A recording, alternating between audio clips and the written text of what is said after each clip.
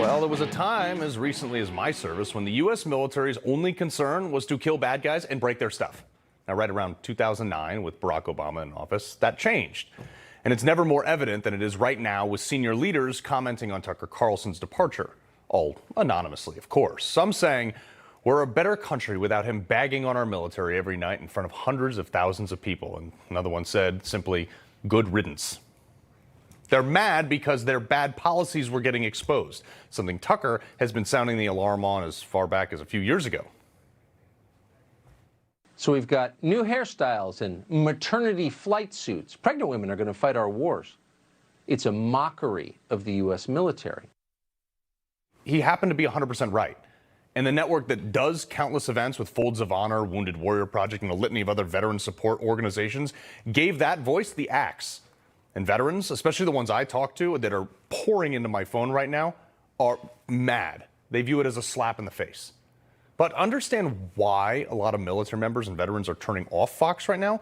You have to understand the problem with the military and why so many service members were so loyal to the network. It's because of the willingness to bash bad military policy. Florida Congressman Matt Gaetz noted this. Nellis Air Force Base hosts first ever drag queen show, essential to morale and readiness. That's a Breitbart piece. That's the first I'm hearing about that kind of stuff. I don't read those news stories. I don't know what you're talking about. I'd like to take a look at those because I don't agree with those. Well, they're now in the those official record. Shouldn't be happening. Thank you. Thank you for that admission. Yep, drag shows are essential to nothing. Or just from a few days ago when the brainchild Jennifer Granholm wanted to replace the entire military fleet with all-electric vehicles.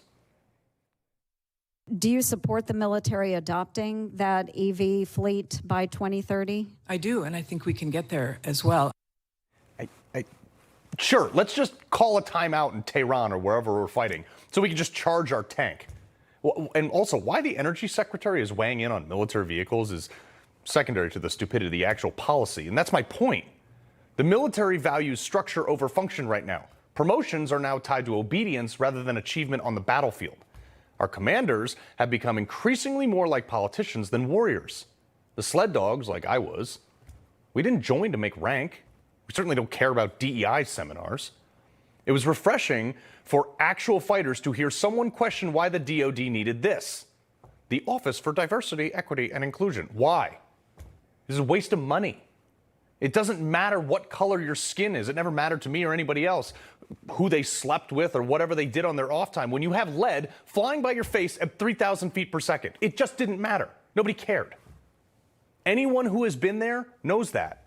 And the people Tucker criticized were the ones that never did or forgot about it. He never criticized the warfighters.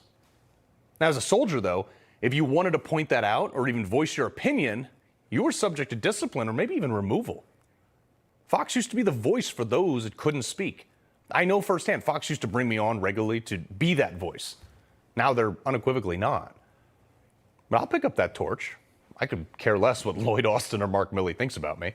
I care about my brothers and sisters coming home in one piece and not in a box. And all the diversity training ain't gonna help that.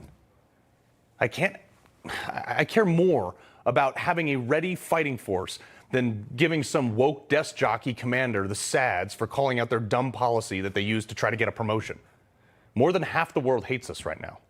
And the only thing keeping them at bay are good men and women willing to bring the pain. I'm here for those warfighters. Stay strong.